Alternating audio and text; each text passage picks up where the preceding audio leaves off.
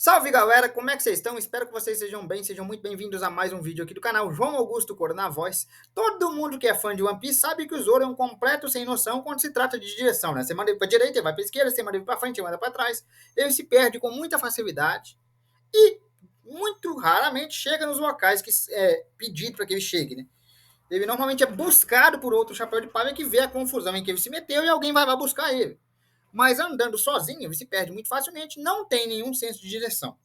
Ponto. Isso é cravado. O Zoro não tem senso de direção. Mas e se eu te dissesse que isso pode ter a ver com a Sandai Kitetsu? Tá, calma, é uma teoria, mas a gente vai explorar ela aqui. É porque eu tava passeando pelo X, né, o extinto Twitter, e achei essa teoria e resolvi trazer para vocês. Lá no extinto Twitter, alguém, um usuário do Twitter lá, que é fã de One Piece, comentou essa teoria e eu resolvi trazer aqui para o canal porque eu achei interessante. E ela tem ligação com a Sandai Kitetsu, que deu o título desse vídeo.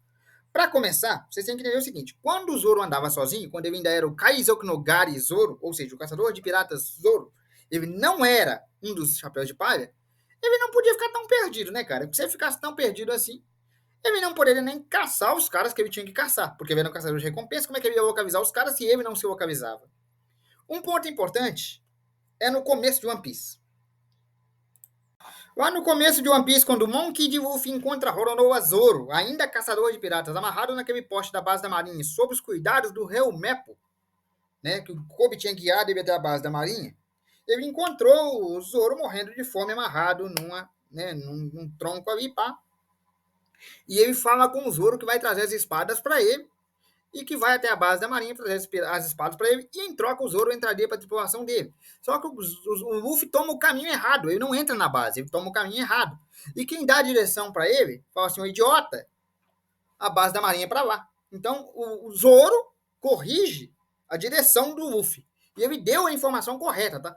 O Luffy entrou lá, buscou as espadas, e daí para lá o Zoro virou o imediato do bando, né? Mas assim, notem, o Zoro não tinha Sandai Kitetsu nessa época, e ele literalmente deu a direção correta pro Luffy. O Zoro, que é conhecido por não ter senso de direção nenhum. Após ter perdido uma de suas espadas lá em Enies Robin, o Zoro vai até uma loja de espadas e encontra Sandai Kitetsu e planeja comprá-la. O dono da loja, aquele cara com o nariz vermelho, que parece que o cara tá gripado, avisa para ele, ó, essa espada tem uma maldição, se eu fosse você eu não comprava ela e tal e coisa, aonde o Zoro faz aquele icônico teste do braço, que ele aposta o braço dele, tipo assim, a sorte que eu tenho contra a maldição dessa espada. E a espada acaba não cortando o braço do Zoro e ele acaba ficando com a espada. Ponto. Aí ele adquiriu a Sandai Kitetsu. Mas afinal de contas, qual era a maldição que a Sandai Kitetsu tinha? E qual é a maldição que ela carrega até hoje? Porque não tiraram a maldição dela. A Sandai Kitetsu é uma espada de grau especial e, como eu disse, carrega uma maldição que ninguém tirou ela continua carregando a maldição. E a maldição é a seguinte: essa espada é amaldiçoada porque ela tem a fama de que todos os seus donos morrem de maneiras brutais e misteriosas. A espada deseja sangue. A própria Sandai Kitetsu clama pelo sangue, seja de seus inimigos ou de seu próprio portador. O que faz com que ela literalmente procure combates. A espada quer combates. A própria espada, a Sandai Kitetsu, ela quer combates. Ela quer ver alguém sangrar. Seja o próprio portador, né? Que ela prove o sangue do seu próprio portador ou de outra pessoa. Inclusive, a Sandai Kitetsu é uma espada incrivelmente difícil de se manejar, visto que ela quer fazer os golpes sozinha. Literalmente, ela direciona os próprios golpes. Ela é pesada para se manejar. E ela quer cortar, ela tem vontade de cortar. Além da vontade do próprio espadachim. Ou seja, a pessoa que a maneja tem que ter uma vontade própria muito poderosa. Porque ela vai literalmente sair cortando qualquer pessoa. A não ser que o espadachim tenha muita vontade própria.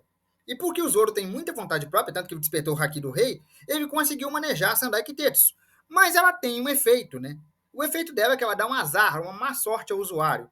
Mas lembra que eu falei que ela clama por sangue? Ela quer sangue.